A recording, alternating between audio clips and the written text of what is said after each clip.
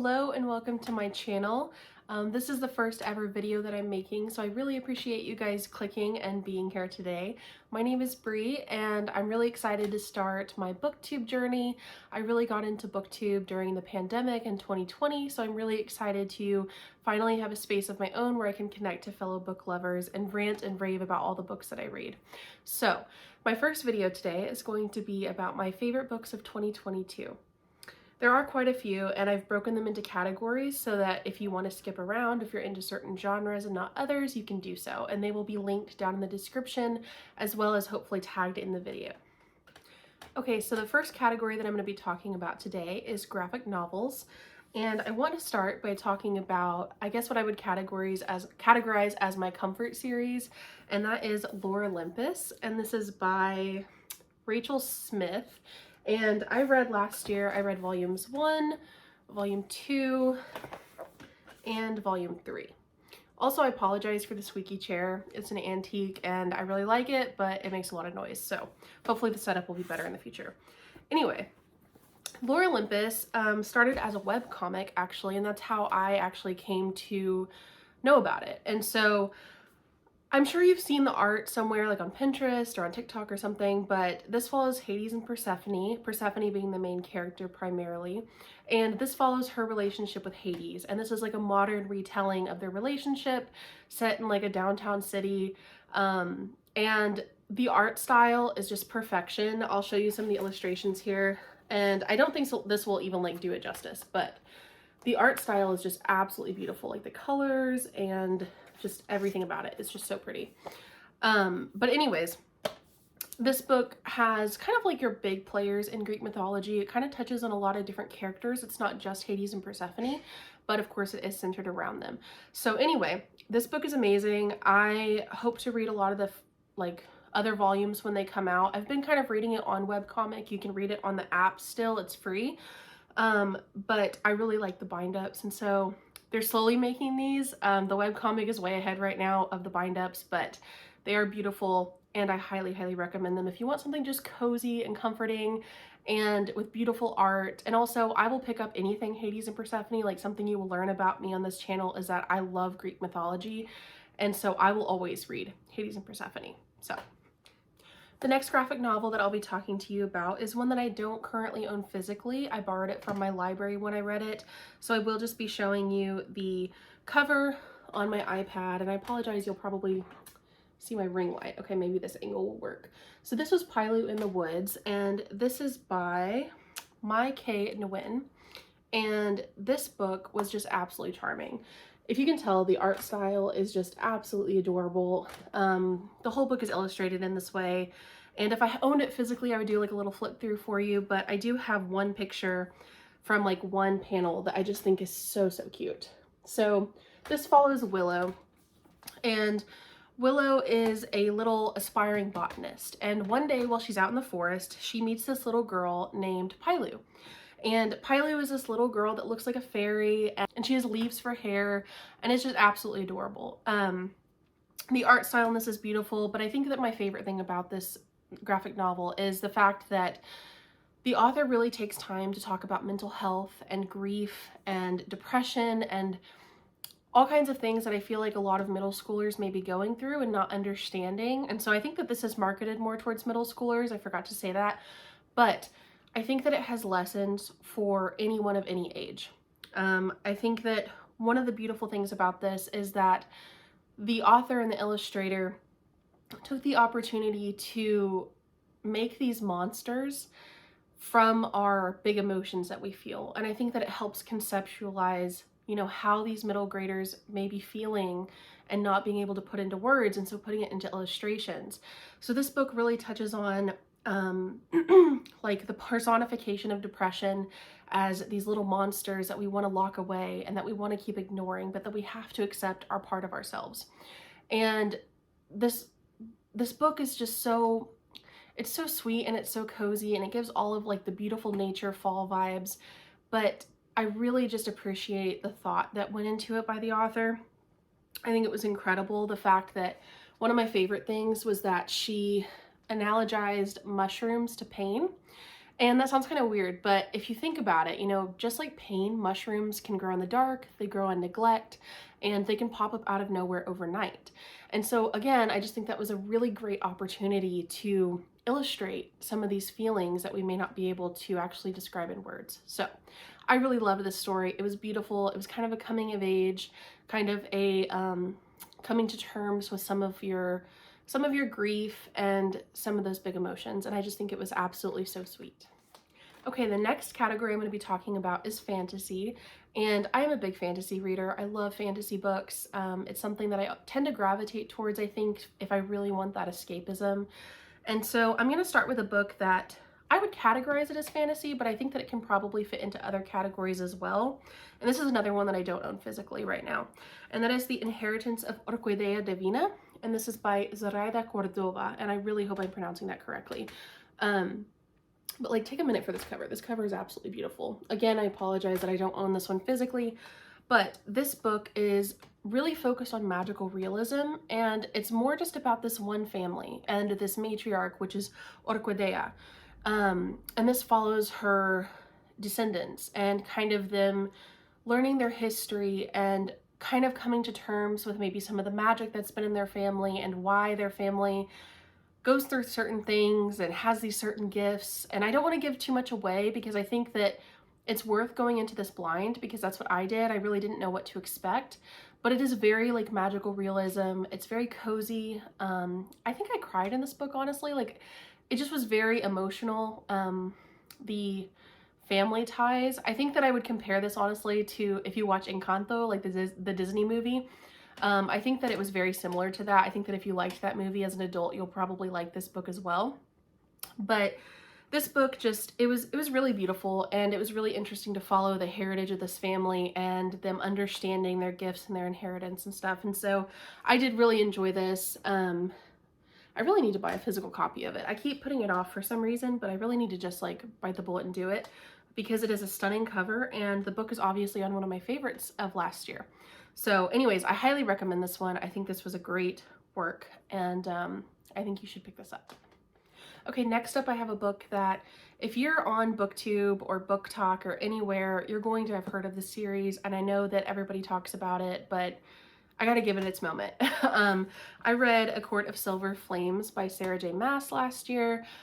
This is the newest installment in the ACOTAR series. Again, super, super popular, so I'm not going to go into like a ton of detail about what the actual series is about, but I will say that I loved this book, and I love ACOTAR, and that is something that I'm pretty sure I will always love. I know it's a very polarizing series. I know a lot of people don't like it, but ACOTAR came to me in a time in my life when I really needed it. It came to me whenever I was in law school. It was my first year of law school, and it was also when the pandemic hit, and I needed an escape from reality. Like, I needed an escape from virtual law school. I needed an escape from this pandemic that no one knew anything about, and ACOTAR was that for me. These characters mean so much to me. This world means so much to me, and it's just, it is something that I will always cherish. So I am a big ACOTAR fan, and I was really nervous going into this one, not reading from Feyre and Rhys's point of view. This is Cassian and Nesta's point of view, in case you didn't know. But I thoroughly enjoyed it a lot more than I thought I would. I was an avid Nesta hater before I read this book. I absolutely hated her through all of ACOTAR, and I actually put this off for quite a while because I just did not want to read the Nesta book, but I love Cassian so much that I was like, okay, I have to pick it up at some point.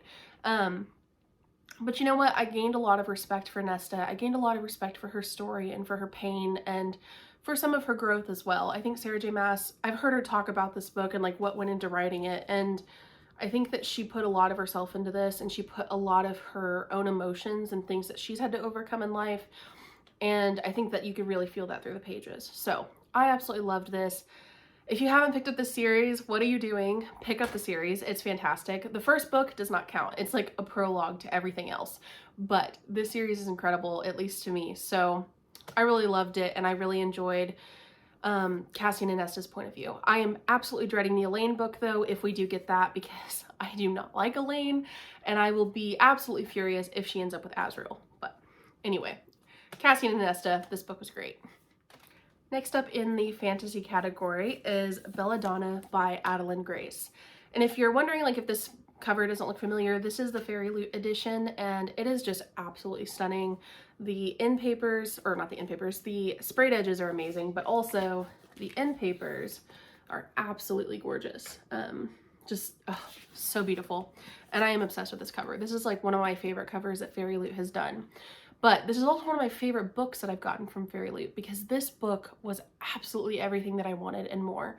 This was super hyped, and I was really nervous about it because I was like, it's not gonna do for me what I want it to do. But it did.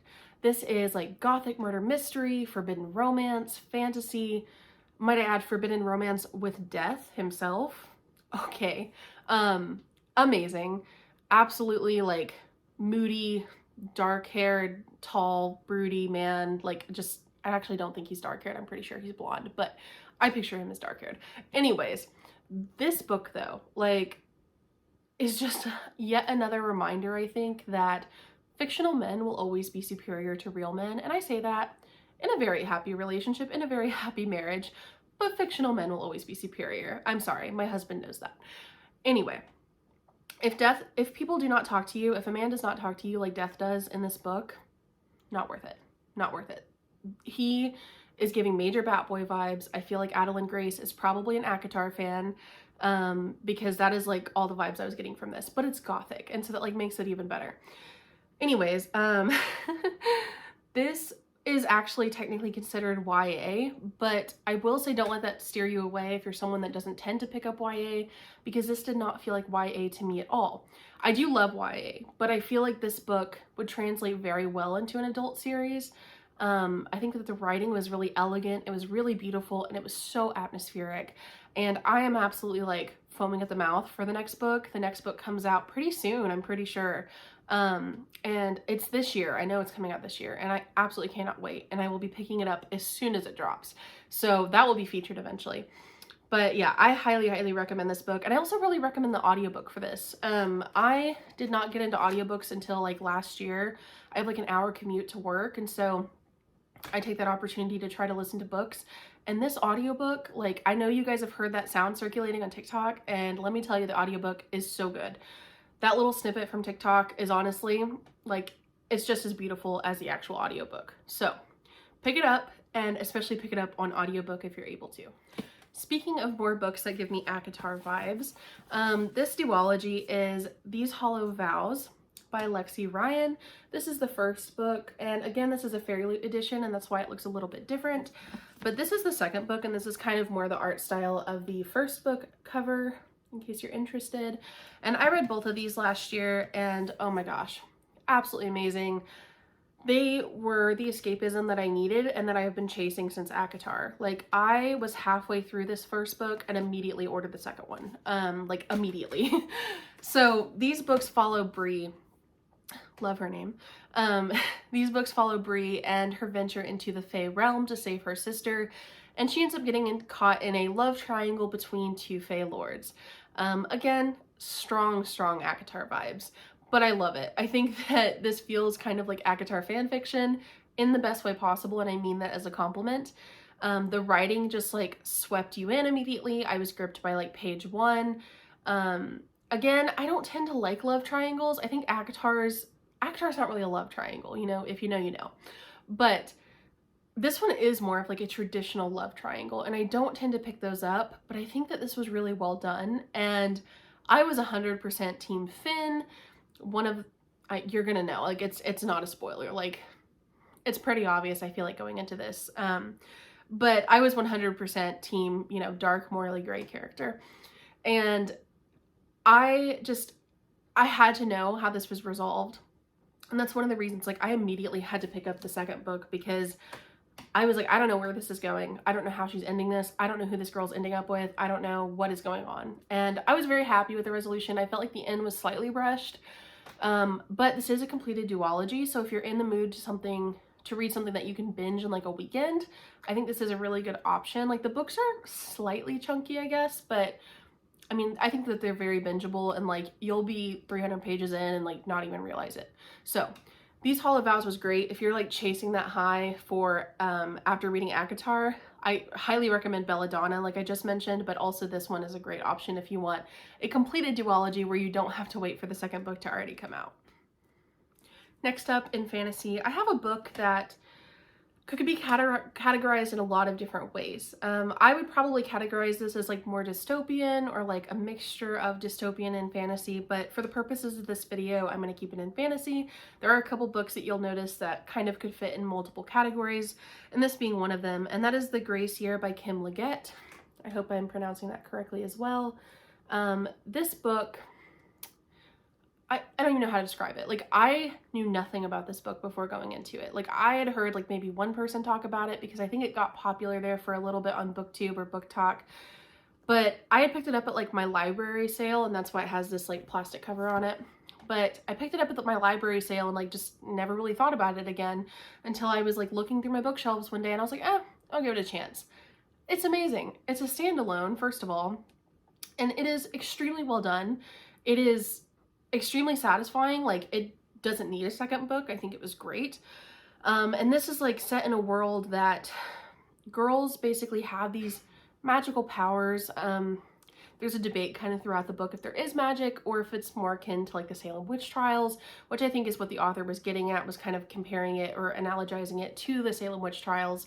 But these girls are sent for an entire year, the Grace Year, into the wilderness with like no resources, and these girls are basically told to fend for themselves and use up all their magic and like come back to society so that they can be proper ladies and not have these wild ideas or magic or tendencies to like want to frolic through the woods or whatever.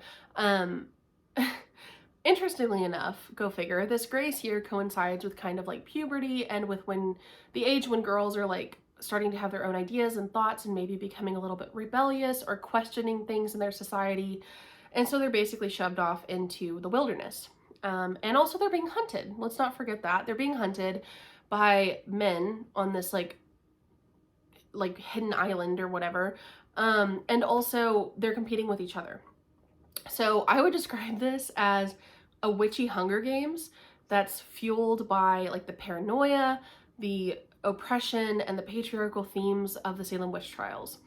And to me, like, that's enough for me to read a book. Like, if you told me witchy Hunger Games with like Salem witch trials, paranoia and stuff, like, fantastic. And I hope that that will make you pick this up because it was so good. It was so worth it. I loved the main character. She was extremely resourceful. She was intelligent. And I liked a lot of the decisions that she made. And I don't feel like that's something I can say often. But anyways, this book is fantastic. It's like I said, it's like a dystopian kind of situation, but it will transport you, and I think you are sure to enjoy it, especially if you like stuff that is more dystopian, like The Handmaid's Tale. I think that if you enjoyed that, you will probably enjoy this as well. The next book in my fantasy section, and this is the last book in that category, is another one that I don't own physically, but that I really, really enjoyed, and that is Under the Whispering Door by TJ Klune. Again, this is one that I think that you could categorize in a lot of different ways, but I think because of like the magical surrealism kind of aspects to it, I would probably categorize it as fantasy. But this book was just, it was a gem. Like, it took me a minute to get into because it was a little bit slow at first, and I was a little bit taken aback because it's about an attorney. He's the main character, and he dies like immediately within like the first couple of chapters. Like, that's not a spoiler. He dies really quickly, and he's sent to like this magical tea shop to pass on, basically. And he meets some characters along the way, and he has to learn a lot of valuable lessons. And I think it was really interesting because it taught me a lot as someone who is an attorney. Because this guy was obstinate, he was stubborn, all that mattered in his life was his work. And I think that that's something that a lot of us probably, like, I think that's a weakness in a lot of us, is that we prioritize our work so much that we forget to focus on other things in our life.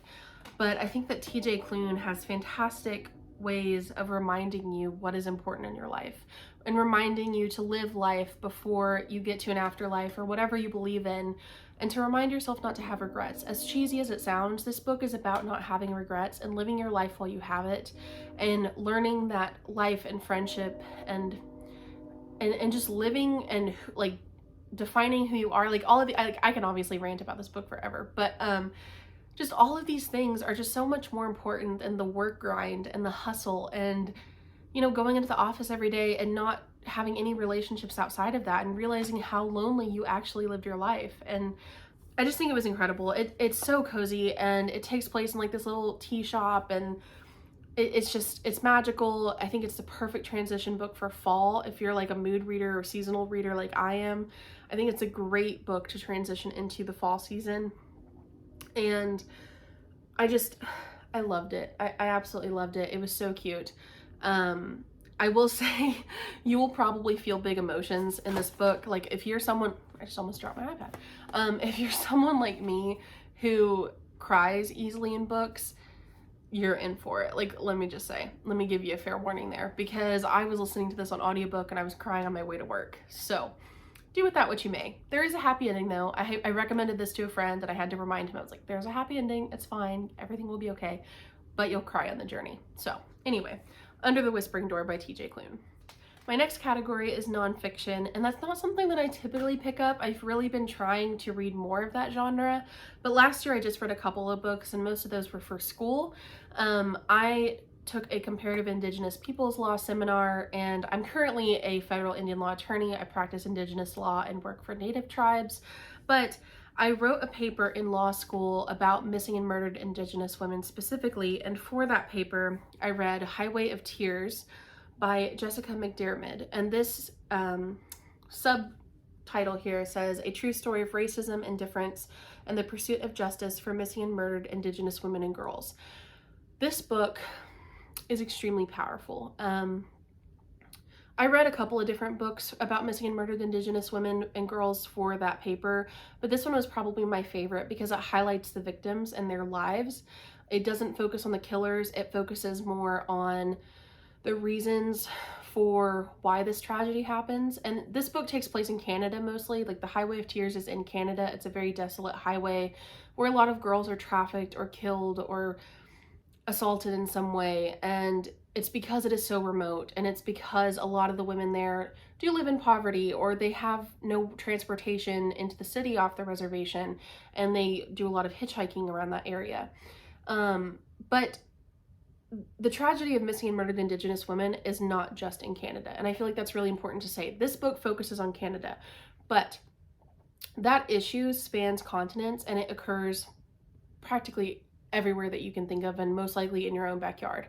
I live in the United States. We have a horrible issue about missing and murdered Indigenous women. There's a lot of issues in South America. There's a lot of issues in Canada. It's everywhere. And so I don't want to just focus on Canada, but this book specifically is about the Canadian region. And like I said, I love this book because it highlights the lives of the victims and not the killers, like true crime often does. This book focuses not only on how these women were killed or their deaths specifically, but it also highlights and celebrates their lives. And I really loved that. I thought that this was extremely well done. I think that this is an issue that is not highlighted enough. And I really, really strongly recommend this book to people, especially if you're just interested in the topic, or just, I think that this is something that everyone needs to learn about. But if you're interested in this, or if you're looking for a nonfiction to read this year, consider picking this one up, because it is extremely informative, but it also reads kind of like true crime and kind of almost like narrative lives of these people, rather than just statistic based or, dry scientific things like that. So this book was fantastic, and I highly, highly recommend it. Next up is a category that I read a lot of typically, and that is horror and thriller. And I know that's technically two categories into one, but you can get lost in trying to decide whether it's something horror or thriller, so I kind of just combine them. I read quite a bit last year. I think that is probably the genre that I read the most, but two books kind of stood out to me, I think, when I was making this list. Or I guess 3 books technically, if you count one, which I will talk about, that is another genre-defying novel. But the first typical horror thriller book is Clown in a Cornfield by Adam, I want to say Caesar. I think it's Caesar. My brain says Cesare because it's thinking Assassin's Creed for some reason, but I'm pretty sure it's Adam Caesar. Anyway, this is your typical slasher horror novel. Takes place in small town America, but it does have a modern twist, which I really enjoyed. This book is about a lot of survival, And I think that kind of the entire point that I got from the book was social commentary, and that is about a critique on nationalism, fake news propaganda, and how harmful it can be when we don't trust news sources, the fact that we don't critically think for ourselves sometimes, and I think it was fantastic. I think it was extremely well done. I love when a horror novel or other kind of fiction novel has a lot of social commentary, and so I think that this was extremely well done. It also sucks you in, I think, from the first page, and it's like I said, it's a typical slasher, so if you're into that kind of stuff, if you're into like the chase and the survival and not knowing who you can trust, I think that these books are really good. And I say books because I did read the second one last year as well. I just don't own the second one physically, so I only have the first book, but I really did enjoy it. And I know that you guys have seen this book hyped up a lot, but I did think it was worth it. I liked it a lot. Next up, I read The Overnight Guest by Heather Gudenkauf. And I will say that I think this is one of my favorite thrillers that I have ever read. And that is a pretty high standard, but this book was incredible. I don't even know how to describe it. Like, if you like true crime books or just true crime podcast or whatever, like, you will probably like this book. This book is fictionalized true crime, but it was so realistic to me that I legitimately looked this up and I was like, is this based on something? Like, is this a case that I need to know about? Because it felt extremely real. And I know that a lot of the themes that do happen in this book are very realistic, so I know it is based on a lot of those things, but like the story itself is fiction, and it was incredible. Like, I was blown away. I felt so many emotions while reading this book. I was angry, I was upset, I was crying, I was gasping, I was feeling sick. Like, I can't even put into words, like, obviously I'm struggling to describe this book, but it interweaves 3 stories, and it's kind of your task throughout the book to figure out kind of how those 3 stories interconnect. And I think it's pretty clear, probably about like halfway through. I think it starts kind of becoming clear about like how those stories interconnect. But even though I called some like the big plot twist, I think that there were some things that still really surprised me. And like the journey to get to the big plot twist was also really surprising and really enjoyable. If you like snowy books, like in the cabin, secluded, you know, there may or may not be a killer. There's this person that you don't know who it is. You don't know if you can trust them. They need help. Like, it's so good. It's so good. If you, like I said, if you like true crime, I felt like I was listening to a Crime Junkie episode while I was reading this. So I really recommend it. I think it was great. I will say that there are a lot of trigger warnings for this book. If you are a sensitive person or sensitive reader, and I don't say that at all as like a criticism, like there were times in this book when I had to set it down because it was a little too much for me. But if you are sensitive to certain topics, you really should look at the trigger warnings for this, because this book has a lot of domestic violence, child abuse, sexual assault, just kidnapping, like kind of you name it. Like, if you listen to the true crime, like if you're in the true crime community, I'm sure that you're aware of like all of these things and all of these triggers, and you know whether or not that you can handle them. But I would say still check it, because it was pretty graphic, and like I said, there were times when I even had to put it down, and so please check on that. I will say that if you can get through it though, this is absolutely amazing, and I think it will keep you really hooked and really, really engaged with the writing. For my last book in this category, I put it in horror because I don't have a science fiction category, although it is like horror science fiction. And this is ironically another book that I don't own, but it's currently in my Amazon cart because it is one of my favorite books of all time, and this was actually a reread for me. And that is Into the Drowning Deep by Mira Grant. This book is about killer mermaids, and like me, already hooked right then. Tell me killer mermaids? Absolutely.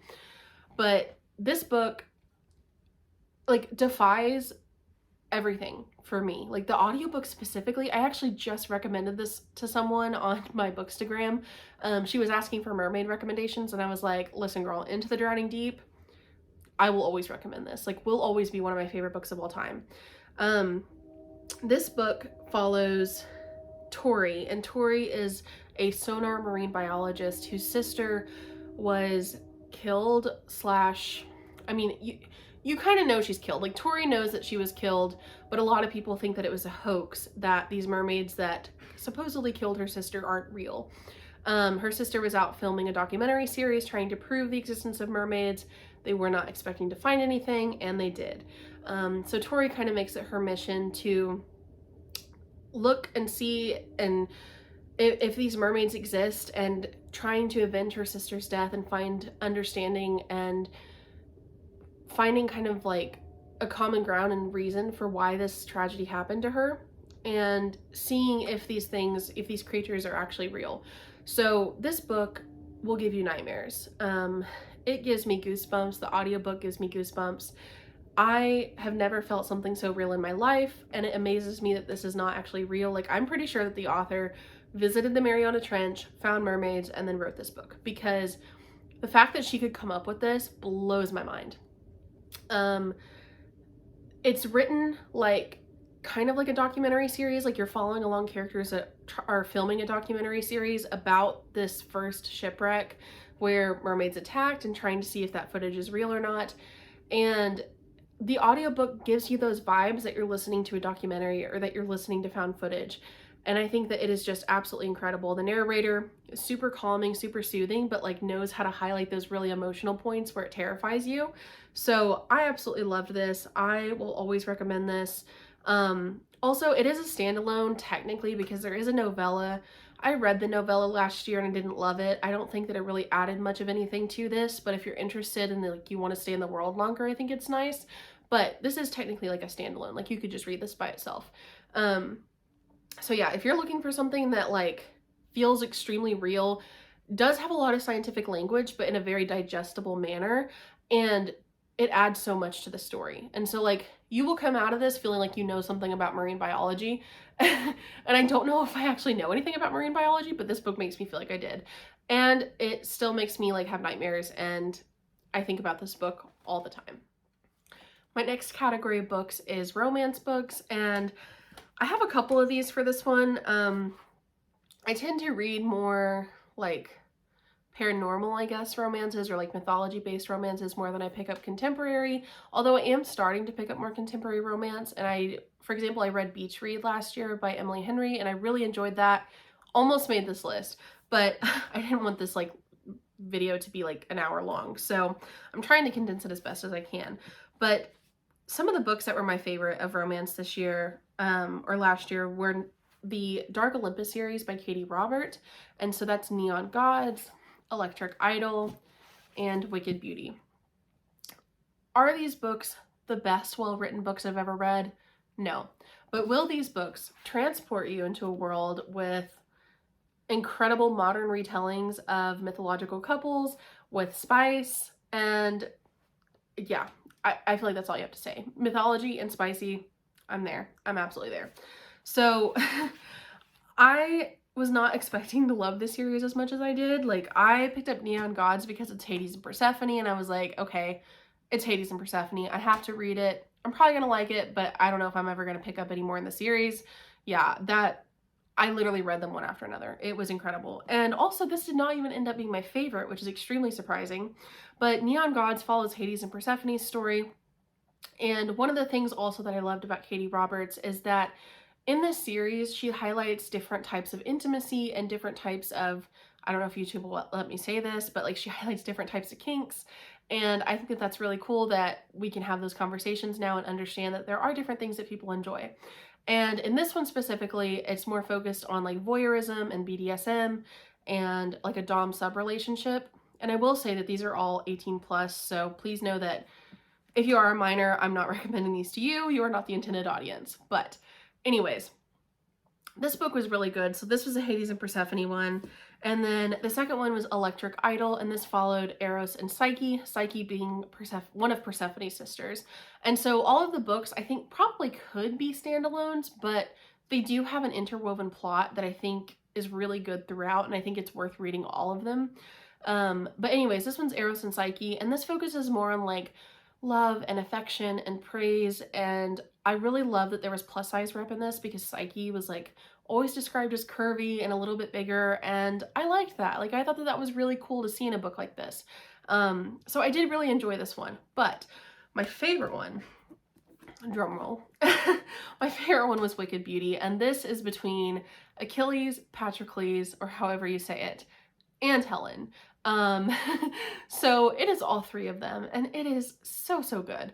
And I don't just say that for like the spice content, like the plot in this one was absolutely amazing. I was blown away by it because I feel like her writing just gets better and better like throughout these three books. I think that her first couple of books were more like spice focused, and then she slowly like built in more and more plot. And this one, like, I would just pick this up for the plot. Like, the spice is absolutely fantastic, but the plot of this was just so good because you have Helen, Patroclus, and Achilles who are all competing for the new mantle of Ares, and they're trying to like replace the old Ares and become one of like the big 13 gods. And so you have this like massive challenge, like Olympian challenge to become Ares, and you have a ton of other characters, and then you have the intimacy between these three characters, and it's kind of enemies to lovers / friends to lovers, and I just loved it. Like, I think that it's probably very difficult to write a good story where you can have more than one person in a relationship, and to write that very well. And I think that Katie Robert did that. Like, the love and affection that were between these three characters just was amazing. I will always recommend this book. I immediately had to like rant to my husband about this. I was like, listen, you need to read this book because I need to talk to you about it because it is that good. So if you're going to read any of them, I mean, I think that you should read all of them so that you can like have the interwoven connected story. But Wicked Beauty was my favorite, hands down. And there are some more coming out this year, and I will be picking those up as soon as they come out, so I'm very excited for those. The next category that I have to talk about is cozy mysteries. This is probably, again, like, I guess you could put these in thrillers or something, but these are like the cozy murder mysteries that like just make you want to like curl up with a good cup of tea and like think about who in the world, like the whodunits and like, you know, like the murder mystery parties and things like that. And so the first one that I read was Finlay Donovan is Killing It, and this is by El Cosimano. And I actually read the first and the second book. This is a series.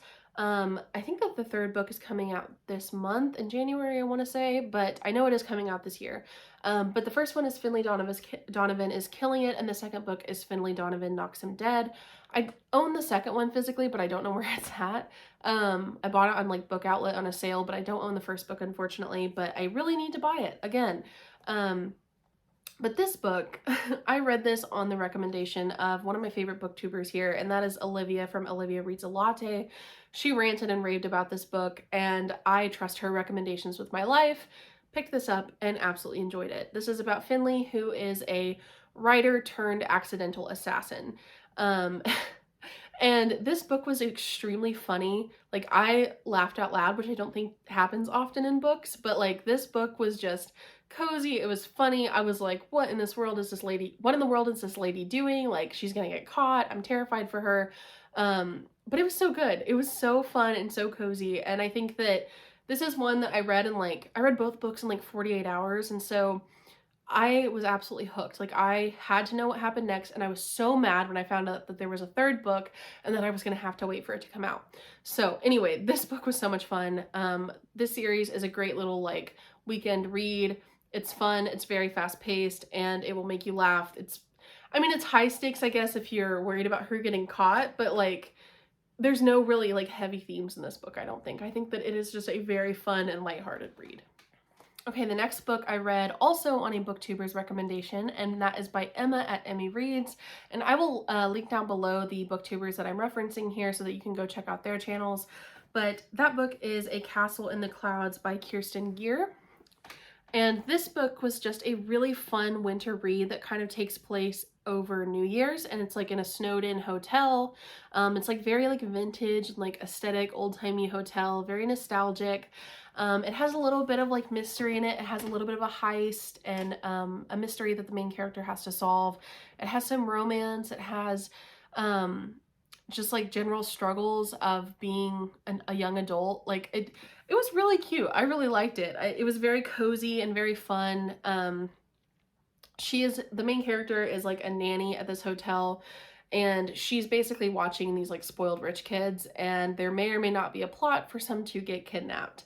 And so she kind of has to go like down a rabbit hole and figure out what in the world is going on. So this book is great. I really liked it. Like I said, Emma at Emmy Reads, she recommends a lot of winter books because she loves winter. I also am a seasonal reader. I love to read winter books in winter. I love to read autumn books in like the fall time. And so I knew I had to pick this up on the day that it first snowed where I live, and it was like 4 degrees outside, and I curled up with a blanket and like some hot chocolate, and it was just an absolute delight. This is another one that's very cozy. I would consider it very low stakes. And it's more like a whodunit, like what's, you know, just cozy mystery with romance dashed in. So I thought this was super cute. I only have one book for the next category, and that is middle grade. And the book that was my favorite middle grade of last year was Midsummers Mayhem by Rajani LaRocca. And this book was so cute. I was talking about this on my Bookstagram, and I tagged the author, and she actually responded to me, which I thought was just the coolest thing ever. But this book, like, first take a second to look at the cover, because the cover is just an entire vibe. It is so pretty. This follows a young girl who competes in a magical baking competition to work at this incredible magical bakery that has just opened in town that may or may not be run by the Queen of the Fairies. So this book I would describe as like a mixture of the Great British Baking Show meets Midsummer's Night Dream by Shakespeare. And I think that those vibes are just immaculate in and of themselves. Like, you give me baking, you give me like witchy vibes where, like, you know, herbs and spices and different ingredients give you different effects. Like, you know, you have something that you bake with for luck, or you have something that you bake with if someone is sad. You give me the witchy vibes, you give me the cozy vibes, the baking, and frolicking through a forest with fairies. Like, sign me up. This book was so, so cute. I highly, highly recommend this. Even though it was middle grade, like, the writing was just so elegant and so well done. I think it was very lyrical, and it felt like such a treat. Like, I feel like this book is just such a treat. And also it will have you itching to get into the kitchen and to bake something while also wanting to frolic through the forest. So I think that if you're looking for like one of those cozy vibes, also I think this would be really good for spring. I know we're getting into spring where I live, at least in the United States. We're going to be moving into spring in the next couple of months, and I think that this would be a really cute spring or summer read. So if you're into middle grades, and even if you're not into middle grades, like, pick this up. It is so cute. It's so cozy. And especially if you love baking, I feel like you're going to love this. The last category of books I have to talk to you guys about today is dark academia. And dark academia is one of my favorite genres. I love school. I loved going to college. I loved law school for the most part.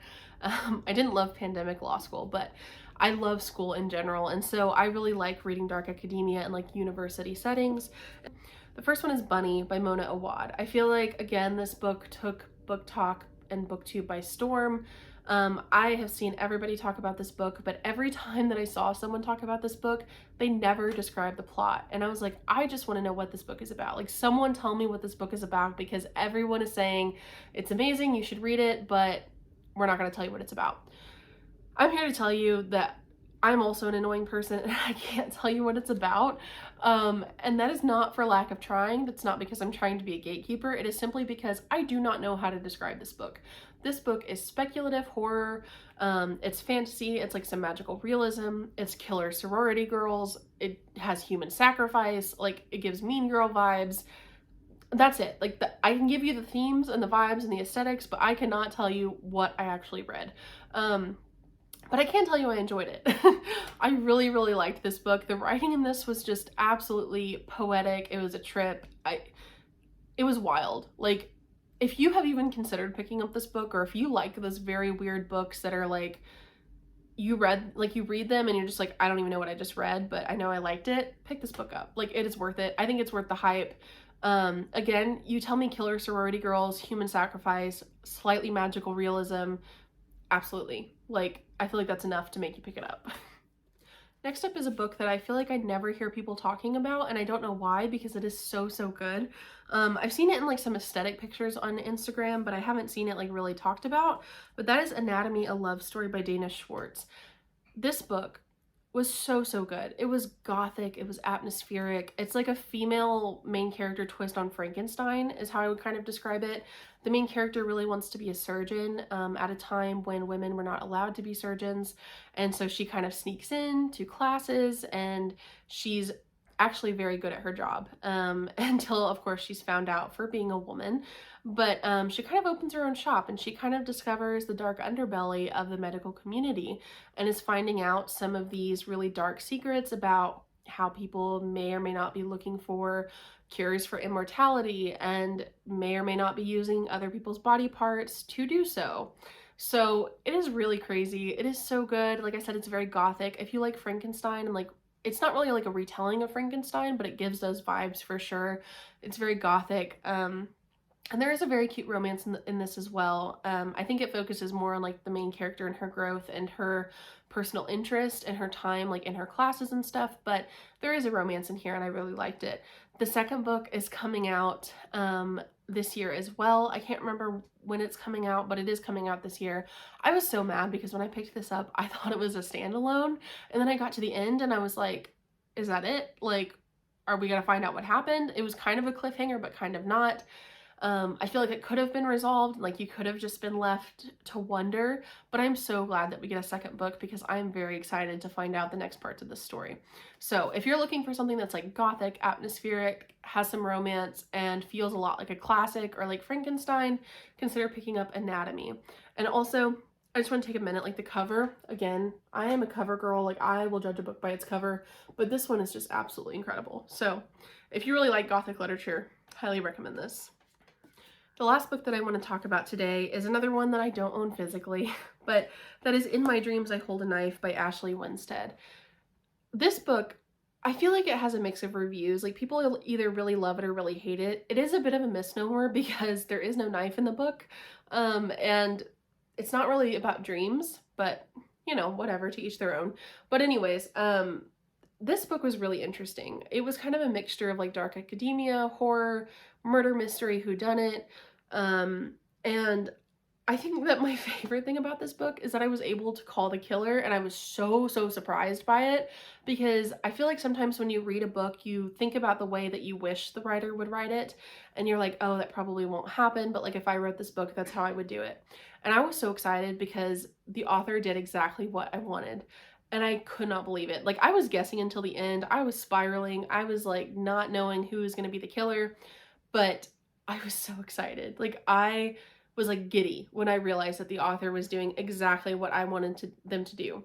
So I really liked this. It's kind of like about toxic drama people coming back to their college reunion, reliving the glory days, and trying to solve a murder where one of their friends was killed when they were in college, and no one still knew who did it. And everyone kind of has their own ideas of who did it, but you have to solve it for yourself. And it is really good. I really liked it.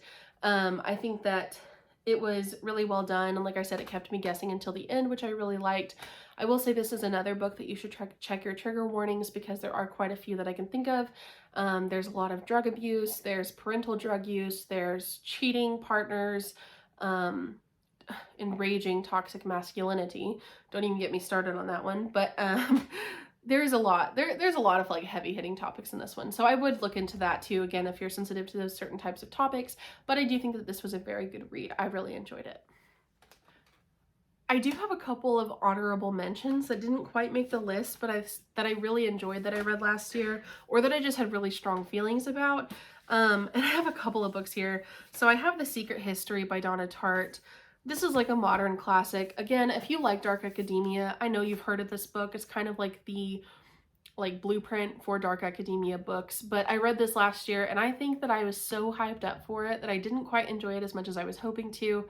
I did really like it. I liked the vibes and the aesthetic of it. I liked the story, but I think it is slightly overhyped. I do want to do a reread on it though eventually. I was like on a law firm retreat, so I didn't really get a lot of time to focus on it, but I did enjoy it. It is very, very long.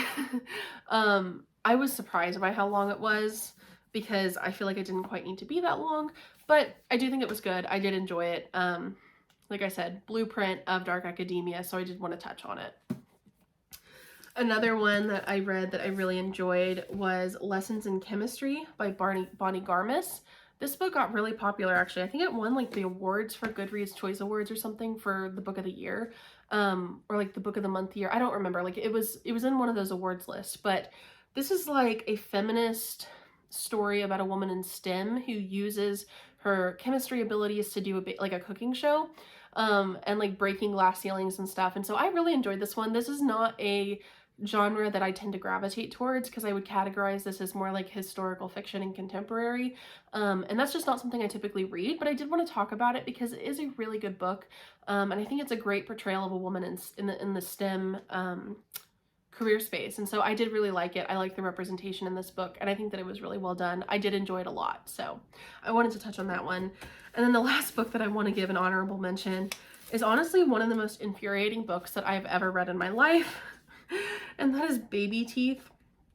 I don't know if it's by Zoe or Zoje Stage, I would presume is her last name, but this book, this is a horror novel. It's pretty short. Like this is a reminder to take your birth control. Like, I won't say much about it besides that, but this is about a kid where the mom is basically looked at like she's going crazy because her child is an absolute menace and may or may not be evil and is absolutely terrifying, and no one believes her because the child is an angel in front of everybody else.